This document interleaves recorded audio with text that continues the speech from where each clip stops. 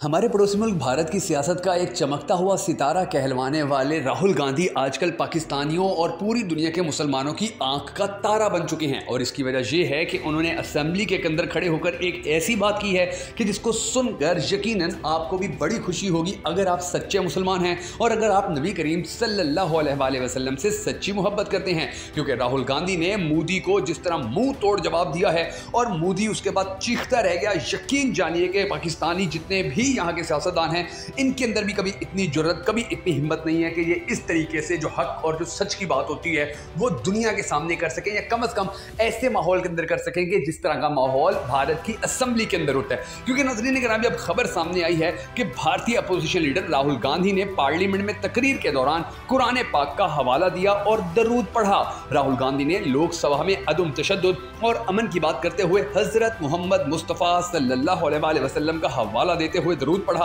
और कहा कि दुनिया की तमाम अजीम हस्तियों ने अदम तशद्दुद और खौफ को ख़त्म करने की बात की और बताया कि डरना नहीं चाहिए। भारतीय लोकसभा में कायद हिज़्ब इख्तिलाफ कांग्रेसी रहनुमा राहुल गांधी ने वज़ीर आज़म नरेंद्र मोदी और उसके इंतहा पसंद हिंदू वज़रा को इस्लामी तालीमात के तहत अदम तशद्दुद का दर्स दिया। राहुल गांधी ने इस्लाम की अमन पसंदी और तशद्दुद से नफरत का जिक्र करते हुए कहा कि सरवरे कौनैन अहमद मुज्तबा सल्लल्लाहु अलैहि वसल्लम और पुरानी आयात का हवाला दे डाला। राहुल गांधी ने 2 घंटे की तकरीर के दौरान बार बार मोदी को हदफ बनाया और ये कहा कि वो नफरत और तशद्दुद का सहारा लेकर सियासत करते हैं। जो लोग खुद को हिंदू कहते हैं वो दरअसल हिंदू नहीं हैं, अपने आप को हिंदू कहने वाले सच्चाई और अदम तशद्दुद की पैरवी नहीं करते। दूसरी जानिब राहुल गांधी के बयान पर बीजेपी सेख्पा हो गई और वजीर आजम मोदी ने राहुल गांधी से माफी का मुतालबा करते हुए कहा कि अपोजिशन लीडर ने पूरे हिंदू माशरे पर तशद्दुद का इल्जाम लगाया है। जवाब में राहुल गांधी ने कहा कि बीजेपी और आरएसएस हिंदू समाज नहीं है,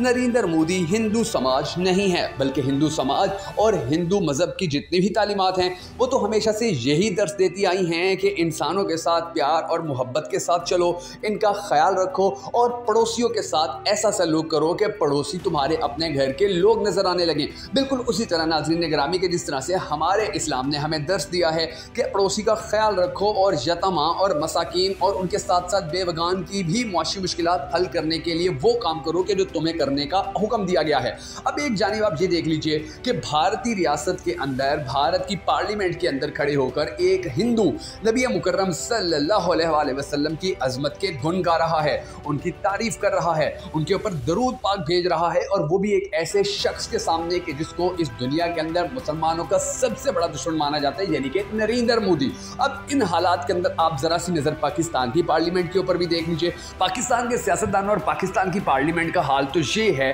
कि आपको याद होगा कि पाकिस्तान के कितने ही बड़े बड़े ऐसे सियासतदान थे कि जिनको जब कहा गया कि कुरान मजीद फुरकान हमीद की किसी एक आयत की तलावत करें, या जिस तरीके से पहले वो जितना भी इजलास होता है वो इजलास शुरू करने से पहले कहा जाता है कि जी पहले नात पढ़ ली जाए या पहले कुरान मजीद की कोई आयत पढ़ ली जाए, तो इनको तो वो पूरी आयत नहीं आती, ये तो पूरी आयत नहीं पढ़ सकते। और कितने ऐसे लोग थे, कितनी ऐसी वीडियो सामने आई थी कि जिनके अंदर उनको वो गलत आयत पढ़ गए और बाद में फिर उन लोगों को बताया गया कि आप तो गलत आयत पढ़ गए थे। अब आप मवाजना कीजिए कि एक जानिब हिंदुस्तान, यानी कि हिंदुस्तान का मतलब ही ये है कि जो हिंदुओं की सरजमीन हो, जैसे पाकिस्तान का मतलब ये है कि पाकिस्तान पाक लोगों की सरजमीन हो। हिंदुस्तान के अंदर खड़े होकर जब वहाँ का एक सियासतदान ये बातें कर रहा है कि नबी मुकर्रम सल्लल्लाहु अलैहि वसल्लम का बताया हुआ जो रास्ता है वो सबसे अच्छा है, सबसे बेहतर है, उसी रास्ते के ऊपर हम सबको चलना चाहिए, उसी रास्ते के ऊपर चलकर ही ये दुनिया तरक्की कर सकती है, तो उन्हीं हालात के अंदर, उन्हीं दिनों के अंदर दूसरी जानिब पाकिस्तान के अंदर जो एक इस्लामी मुल्क है, जो इस्लाम के नाम के ऊपर हासिल किया गया था,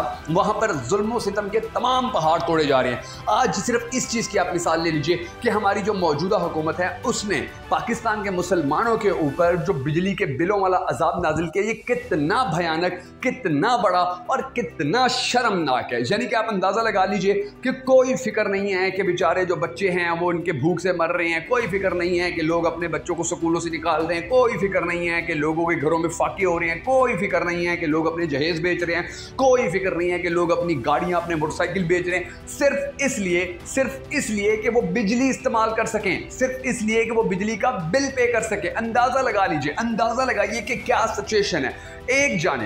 जानिब जो है भारत के अंदर ये सब कुछ हो रहा है कि वहां पर जो बड़े बड़े उनके सियासतदान हैं वो इस चीज को एक्सेप्ट कर रहे हैं, वो इस चीज को मान रहे हैं कि हम अगर नबी करीम सल्लल्लाहु अलैहि वसल्लम की जितने भी उनके यानी कि अहकामात थे, जितनी भी उनकी तालीमात थी, उनके ऊपर अमल करें तो हम भारत को एक इंतहाई खूबसूरत मुल्क बना सकते हैं। और दूसरी जानिब जो लोग इस नबी करीम सल्लल्लाहु अलैहि वसल्लम के ऊपर ईमान रखते हैं, जो उनके नाम का कलमा पढ़ते हैं, वो अपनी आवाम के ऊपर जुल्म और जबर के जितने भी यानी कि फार्मूले इस्तेमाल किए जा सकते हैं वो सारे करें। अब इन हालात के अंदर आप ये देख लीजिए कि वहाँ पर यानी कि कलमा हक जिस तरीके से बुलंद हुआ है, और पूरे भारत के अंदर नाज़रीन गिरामी, पूरे भारत के अंदर पूरी आलमी इस्लामी दुनिया जितनी भी है, क्योंकि खैर पाकिस्तान तो बेचारे पाकिस्तानी अवाम क्या किसी के बारे में बात करें या क्या किसी के बारे में डिस्कशन करें, इनके तो अपने रोने नहीं खत्म हो रहे, इनके तो अपने मरने नहीं खत्म हो रहे, इनके तो अपने फसाद नहीं खत्म हो रहे। ये बेचारे तो वही देखिए किस तरीके से यानी कि आज पाकिस्तान का मीडिया देखिए कितना सेंसर्ड शुदा है, यानी कि कोई सच बात हमारा मीडिया नहीं बता सकता। अगर कोई सच बात बताना भी चाहता है तो उसको ब्लैकमेल कर दिया जाता है, उसको टॉर्चर कर दिया जाता है, उसको प्रेशराइज कर लिया जाता है, उसको दबाव में डाला जाता है, उसको अपने नीचे। अब ये अंदाजा लगा लीजिए नाज़रीन गिरामी, आप सिर्फ इस चीज़ का आप अंदाजा लगा लीजिए कि पाकिस्तान के मीडिया के ऊपर कोई सच्ची खबर चल ही नहीं सकती। पाकिस्तान का मीडिया का ये हाल हुआ पड़ा है। दूसरी जानिब आप पाकिस्तान के अदालती निज़ाम का हाल देख लीजिए कि पाकिस्तान के अदालती निज़ाम के अंदर यानी कि पाकिस्तान की जो सबसे बड़ी सियासी पार्टी है पाकिस्तान तहरीक-ए-इंसाफ, उनके वकला, उनके बड़े बड़े जो रहनुमा हैं वो बार बार ये कह रहे हैं कि जी हमारे अदालती निज़ाम के अंदर इतनी खामियां हैं कि ये इंसाफ देने की कोशिश ही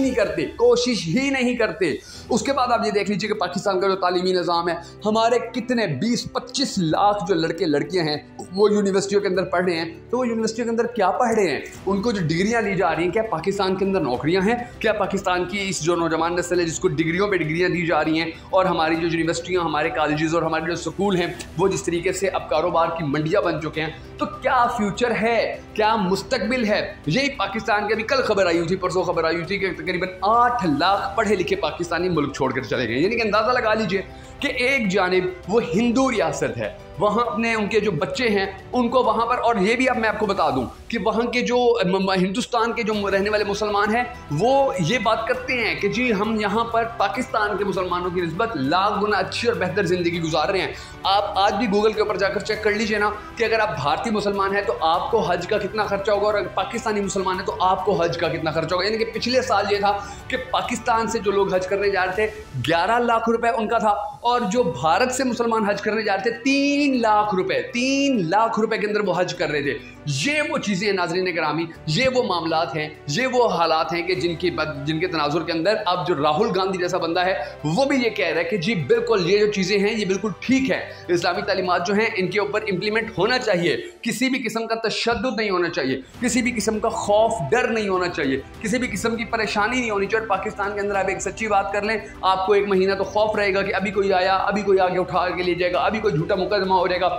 क्या कुछ पाकिस्तान के अंदर हो रहा है, मगर किसी को यहाँ पर फिक्र नहीं। और यही वजह है कि हम तनज़्ज़ुली के जो बुलंद तरीन मकाम है वहाँ पर पहुँच रहे हैं, और जो इंडिया है, जो भारत है, जो भारत के मुसलमान हैं वो दुनिया में सबसे आगे निकलते चले जा रहे हैं, वो दुनिया के अंदर अपना नाम, अपना एहतराम, अपना मकाम बना रहे हैं। और फिर आप ये भी देख लीजिए कि ये उन हालात के अंदर, यानी कि पूरी दुनिया के जो मुसलमान हैं, स्पेशली जो पाकिस्तान के मुसलमान हैं, वो कहते हैं नरेंद्र मोदी जो है वो मुसलमानों का बड़ा दुश्मन है। भाई उसी की हुकूमतों के अंदर ही वहाँ के जो मुसलमान हैं टॉप पर पहुँच रहे हैं, उन्हीं की हुकूमतों के अंदर ही वहाँ पर जो है इस्लामिक यूनिवर्सिटियाँ बन रही हैं, उन्हीं के ही हुकूमत दौर के अंदर वहाँ पर वो काम हो रहे हैं कि आप सुनकर दंग रह जाएंगे और आप कहेंगे कि वाकई यार पाकिस्तान के मुसलमानों की निस्बत तो भारत के जो मुसलमान हैं मुआशी तौर पर बड़े आगे जा रहे हैं, सियासी तौर पर बड़े आगे जा रहे हैं। और ये सब कुछ उसी वक्त मुमकिन होता है नाज़रीन गिरामी जब आपकी अदलिया आज़ाद हो, जब आपका सरकारी इदारे आज़ाद हो, जब आपका इलेक्शन कमीशन आज़ाद हो, जब आपके जितने भी दीगर इदारे सरकारी इदारे होते हैं वो आज़ाद हो। और जब तक ये काम नहीं होगा